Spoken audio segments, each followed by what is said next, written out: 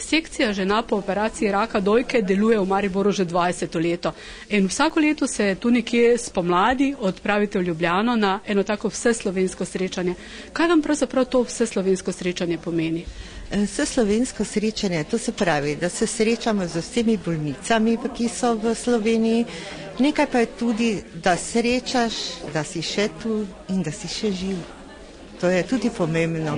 In si vsako žensko, ki jo srečaš, ki je v Cankarjevem domu, srečaš, še smo tu. Kaj pa ta srečanja, ki jih imate v Mariboru vsak mesec? To so pa srečanje žensk, tako bi rekla, to so različna predavanja, pogovori, organiziranje izletov, organiziranje pohoda na Triglav, organiziranje tudi to srečanja v Ljubljani. Stiske so in če ti nekoga imaš, ki ga lahko vprašaš ob težkem trenutku, ki ti bo znal razložiti in povedati, da so stiske in kakšne so, je mnogo lažje stopiš naprej. Se življenje potem, ko nenadoma dobite diagnozo rak, zelo spremeni? Tako, za nekatere ja, za nekatere ne. Veste, ob diagnozi rak se zaveš svoje minljivosti. To je meni bilo bistveno. Vidiš življenje drugače, nepomembne so ti neke velike stvari.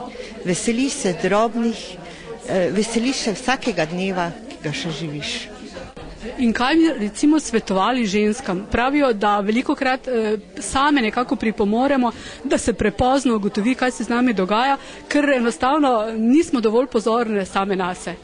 Mislim, da moramo biti, najprej moraš imeti rad samega sebe. Potem moraš biti pozoren na vsako spremembo.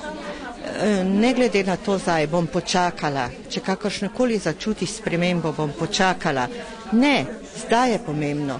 Ker ogromno ljudi bo še imelo dosti od tebe, če boš stopil pravočasno do zdravnika, pravočasno obravnavan in je še dolgo življenje pred tabo.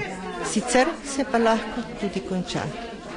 Zakaj je pomembno, da se ženske srečujejo na teh svojih srečanjih? Pomembno je predvsem zato, da se srečajo z ženami, ki so imele podobno usodo ali pa ne bomo rekli isto, ampak podobno, ne? Ker marsikatera je zelo prestrašena, ker še zdaj zna biti rak tabu, ne? In nekatere sploh ne upajo povedati, da so imeli to bolezen, nekatere so strašno obupane, mislijo, konec je z mano, ne? Če pa pridejo v stik z drugimi ženami, ki so že leta od operacije, od obsevanja, sploh od zdravljenja in vidijo, da živijo normalno življenje, da gredo tudi v službo, glavnem, da lahko opravijo tudi skoraj vsa dela, ki so jih prej, glavnem živijo normalno življenje, jih to sigurno lahko opogumi in vidijo, da se da tudi s to boleznijo oziroma da se lahko pozdraviš in da lahko spet živiš naprej. Kakšna je pa tu vloga zdravnika? Zdravnika? Zdaj mislite prav v sekciji? Ne, na splošno, pri tej bolezni. Pri tej bolezni, ja, velika, ne? Ja, prvo to, no. Preventiva je važna, treba je, da se žene opozori, da je treba se pregledovati, samo pregledovanje, kako je pomembno, ne? Tu že imajo splošni zdravniki, pa tudi sploh, kako bi rekla, mediji, tudi veliko vlogo, ne? Drugič pa seveda postaviti pravočasno diagnozo.